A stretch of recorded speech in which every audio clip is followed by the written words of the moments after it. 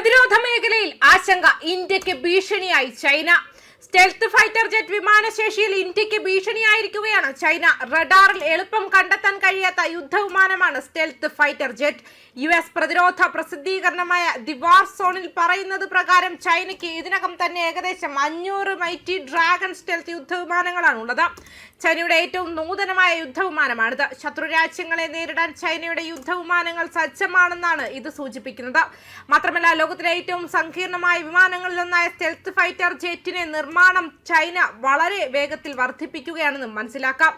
ഇന്ത്യക്ക് ഇത് ഗൗരവകരമായ മുന്നറിയിപ്പാണ് നൽകുന്നത്. ചൈനയുടെ പക്കൽ 500 എണ്ണമുള്ളപ്പോൾ ഇന്ത്യയുടെ പ്രതിരോധ സംവിധാനത്തിൽ സ്റ്റെൽത്ത് യുദ്ധവിമാനം ഒന്നുപോലും ഇല്ലെന്നതാണ് വാസ്തവം.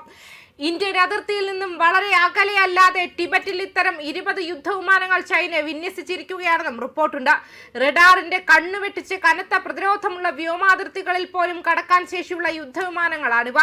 ആക്രമണം നടത്തിയതിനു ശേഷം രക്ഷപ്പെടാനുള്ള സംവിധാനങ്ങളും ഇവയിലുണ്ട്. ആധുനിക യുദ്ധ സാഹചര്യങ്ങളിൽ യുദ്ധക്കളത്തെ മാറ്റിമറിക്കാനുള്ള ശേഷി പോലും ഇവയ്ക്കുണ്ട്. ഭാവിയിലെ യുദ്ധങ്ങളിൽ വ്യോമശക്തി വർദ്ധിപ്പിക്കേണ്ടതിന്റെ ആവശ്യകത ഓപ്പറേഷൻ സിന്ദൂർ കാട്ടിത്തന്നിരുന്നു.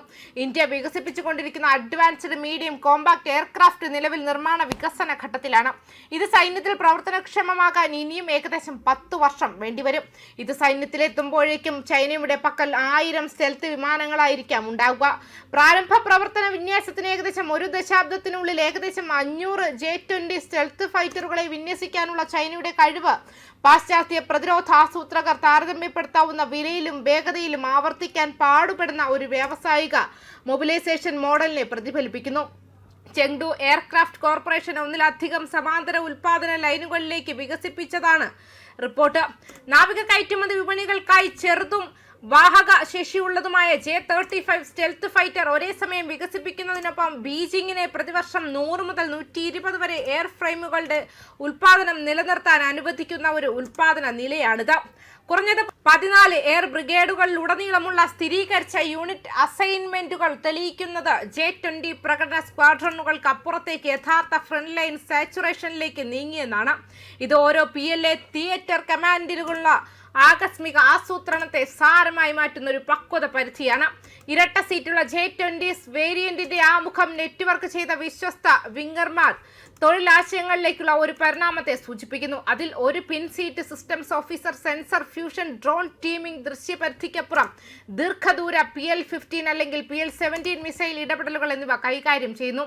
മുൻകാല ഇടക്കാല പവർ പ്ലാന്റുകൾ മാറ്റിസ്ഥാപിച്ചുകൊണ്ട് തദ്ദേശീയമായി നിർമ്മിച്ച WS-15 എഞ്ചിനിലേക്കുള്ള മാറ്റം പാശ്ചാത്യ 5ാം തലമുറ ഡിസൈനുകളുമായുള്ള ചൈനയുടെ ശേഷിക്കുന്ന പ്രൊപ്പൽഷൻ വിടവ് ക്രമേണ കുറയ്ക്കുകയും മത്സരാധിഷ്ഠിത വ്യോമാതിർത്തിയിൽ J-20 സൂപ്പർ ക്രൂയിസ് സ്ഥിരത മെച്ചപ്പെടുത്തുകയും ചെയ്യുന്നു.